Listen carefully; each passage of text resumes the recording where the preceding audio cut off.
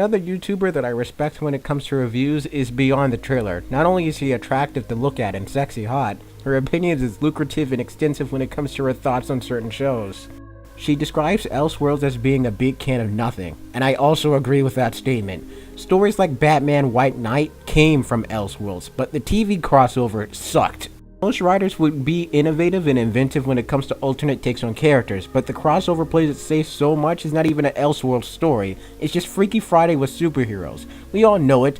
It's me, everyone's favorite edgelord, and I'm here to talk about the Arrowverse Elseworlds crossover. And did I like it? Well, no, but yes I did. And I do, to some extent. I like 1/3 of the crossover event. So, let me explain in this review.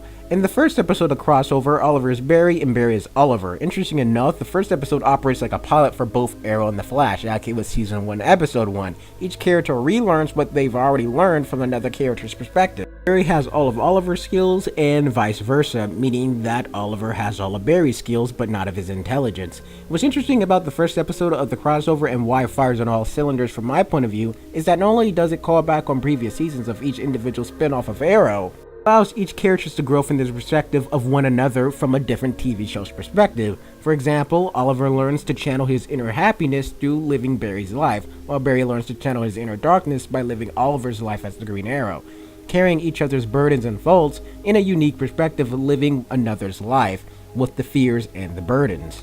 For example, there's Barry's fear of Reverse Flash and Oliver's fear of Malcolm Merlin. This also coincides with the pleasantries and confusion of having one another's skill sets and attributes. In addition to that, this episode made me laugh more than once because it's genuinely hilarious and comic book-esque. Guy with the lightning punch. You have failed this city. Pretty sure that's not your line. No, you have failed this city. Then there's his callbacks from Arrow Season 3 and Flash Season 1 when LOL Cutie Pie, hopeful, optimistic Barry Allen does edgy boy Batman-esque things as Oliver Queen while everyone believes he is Oliver Queen. It's pretty hilarious, like I said. Nice try. I've been waiting 4 years for that, man. Oh, it's priceless. Hold on. Here, you get a photo. Boom! I got it. Don't worry. Hold on. Let's check it. Overall, to say the most, the first episode of Elseworlds is fun, and even the characters I hate the most, like Iris West and Felicity Smoke, aren't even that annoying during the crossover because they are barely in it. And if you're wondering what character I hate the most out of all of them, that would be Wally West because he sucks. He's just around just to be around. He's super annoying, and there's a lot of reasons why I hate Wally.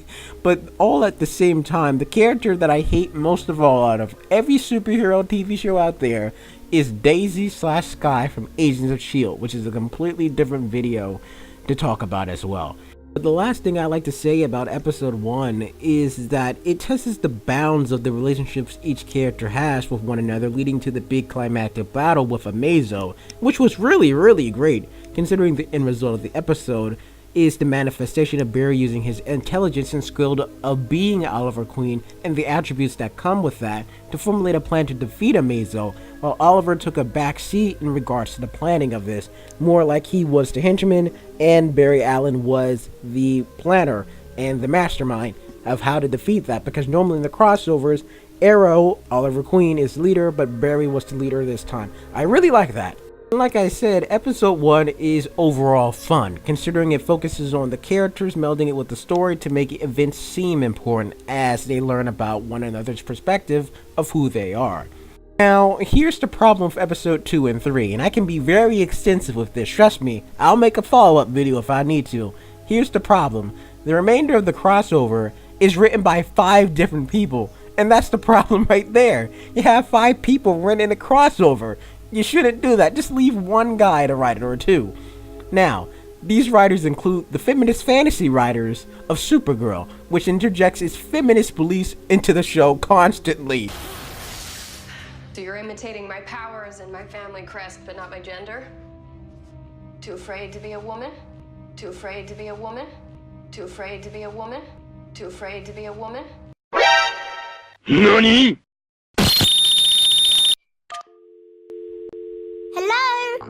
So why don't you want to go home? Boyfriend troubles? No. Boyfriend? No boyfriend presently.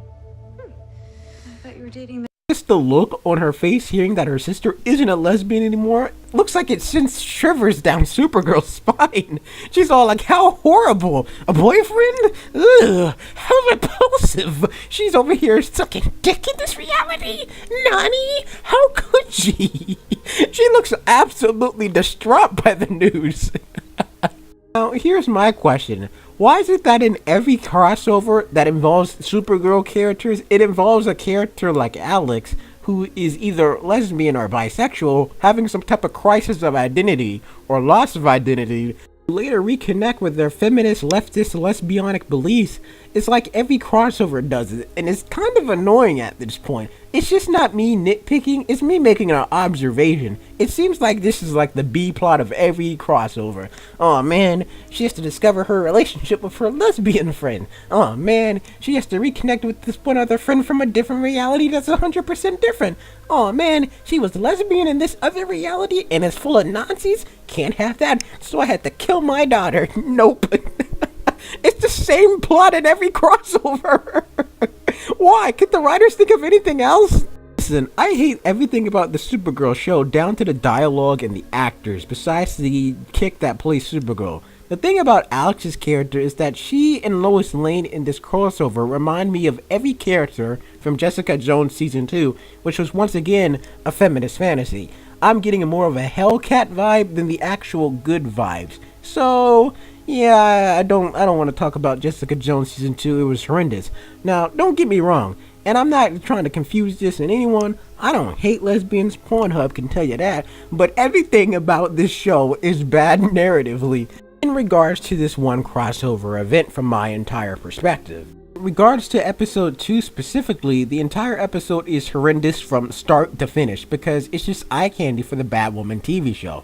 The problem with Kate Kane in the show is that the writers are trying to write her as a likable character, but somehow make her feel relatable, yet flawed, in beliefs and ideologies that, you know, aren't even seen on screen, hint hint, wink wink.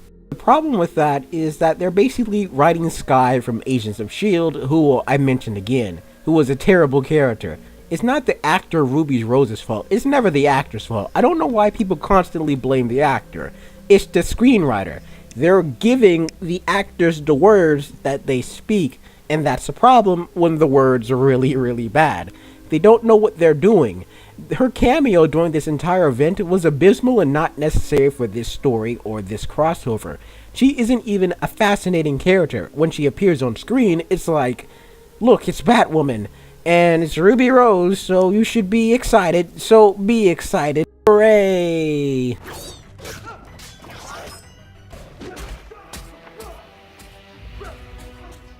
Who the hell are you?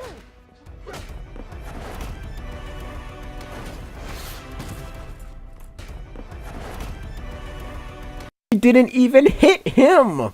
Everything that she does in episode 2 is literally seen on the trailer, which is not much. She throws a batarang, she hits a guy, she jumps on a car, everyone gets scared, the Psycho Pirate runs away, and that's it. What an exciting episode. I mean, I totally waited one night basically to see nothing. You can remove her entire presence from this crossover, and nothing would change because she isn't essential or necessary for the story being told.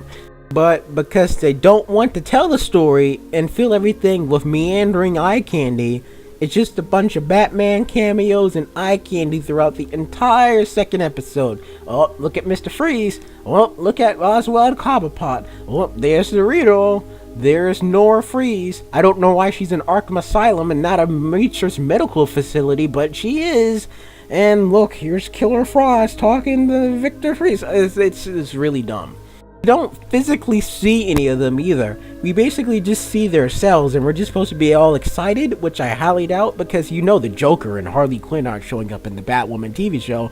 But instead, they're probably going to do Alice as the Joker-esque character in the Batwoman TV show, which is Batwoman's sister, who also suffers from psychosis and DID. And the best part of it all, she's crazy and insane. But like I said, Batwoman in this episode is the master of exposition and helping because the plot told her to. such a down-to-earth, cool character that helps people because reasons. If it was the comics or the animated movies or the animated TV shows, Batwoman would have stalked Barry, Oliver, and Supergirl and probably kidnapped them just to see what they were up to in Gotham City. Considering that everyone knows Oliver Queen is the Arrow now, she probably would have just abducted Barry Allen, who is also Oliver in this Elseworlds story. What she really does besides the Batarang thing in this episode is she bails them out of jail, because they go to jail because Oliver Queen's in Gotham City and Oliver Queen's is real suspicious right now. And she acts like a sassy bitch. Batwoman's personality is more akin to Oliver Queen's personality during Arrow Season 1. I called him Batman, but it's really Arrow Season 1, Oliver's the edge boy. She's, an overall asshole and a bitch to be completely honest, but she's likable due to her circumstance from her origin. In the episode, her character comes off as a completely bland and just boring character that's Batwoman just to be Batwoman.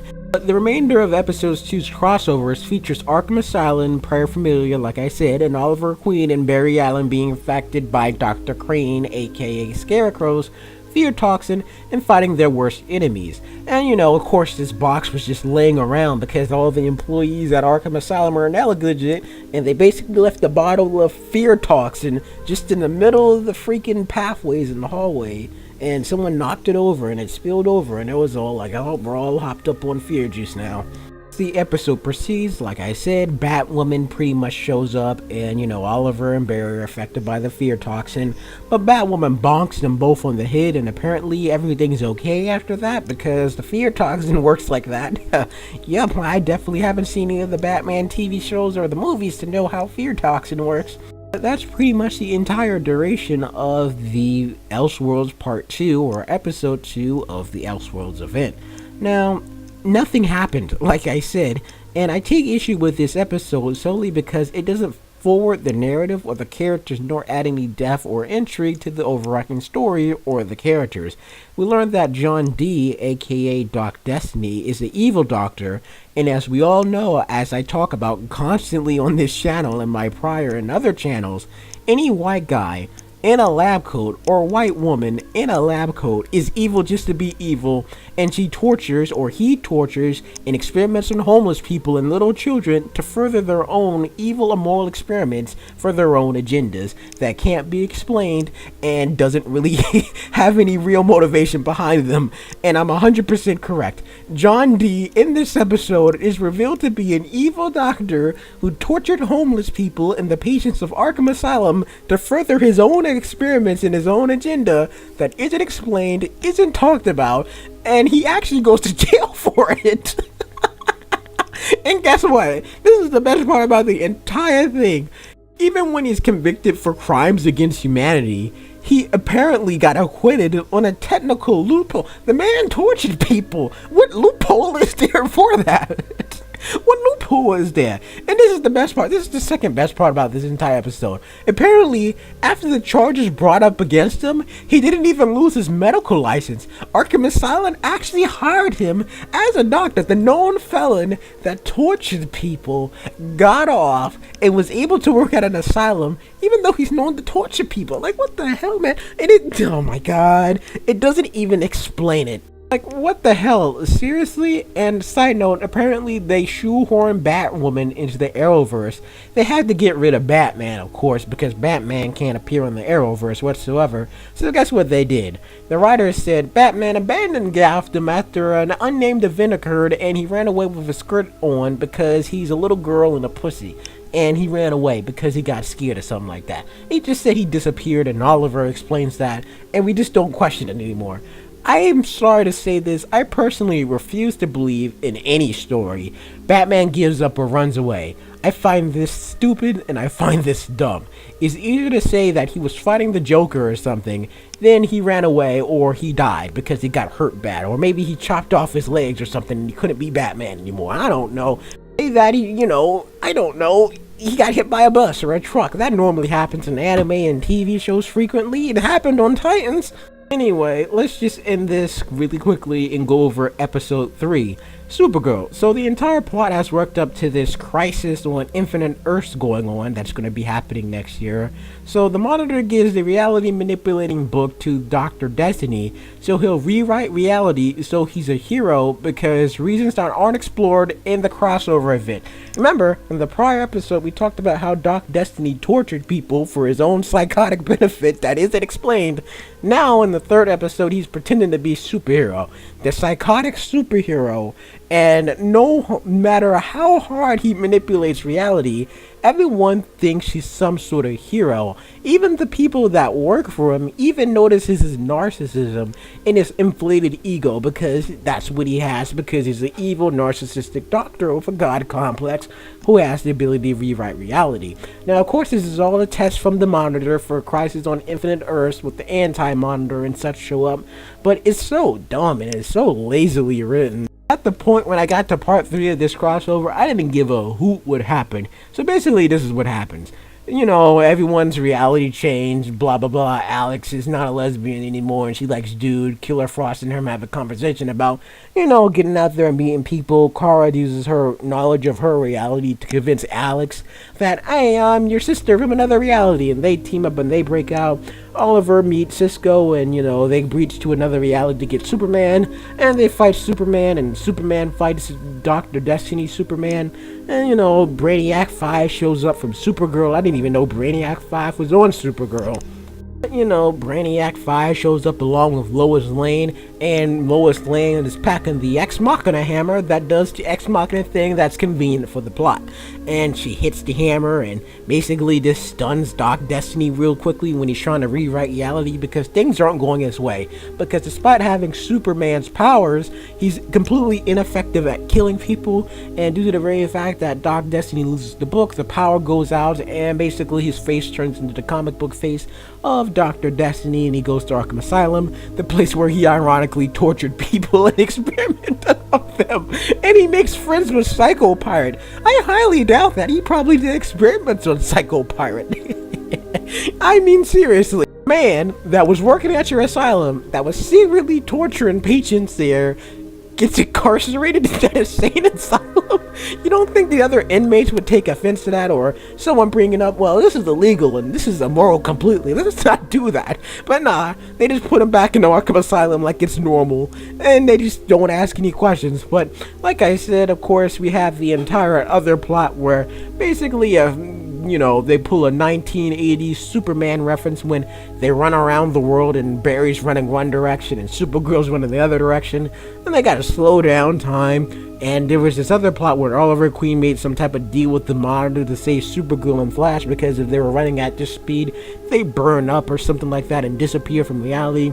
It's probably not that important considering Stephen Amell is the lead actor on Arrow, so that deal he made isn't really that important from my entire perspective. Also in this crossover, Martian Mindhunter overcame his fear of fire, which is the equivalent to Batman getting over his parents' death, which doesn't make any sense at all, considering all Martians are afraid of fire, because fire would kill them. But like I said, you know, it's the ending, and I really didn't care what happened. There's a lot of things I'd like to nitpick as well, but pretty much everything goes back to normal when Superman fixes everything, because Kara can't use the Book of Destiny for some reason, and, you know, all the bad guys go to jail. On another cooler note, the only thing that I appreciated from this entire episode was that we discovered John Diggle is the Green Lantern in this episode on a completely different reality. But we know the Green Lanterns aren't showing up in the Arrowverse, but that's pretty much the entire crossover in a nutshell. If you didn't watch it, you didn't miss much. I'm going to watch the Spider-Verse movie now, and if you didn't like my opinion, that's because I'm a shitty human being, and I don't have the capacity to do any better than this. Bye.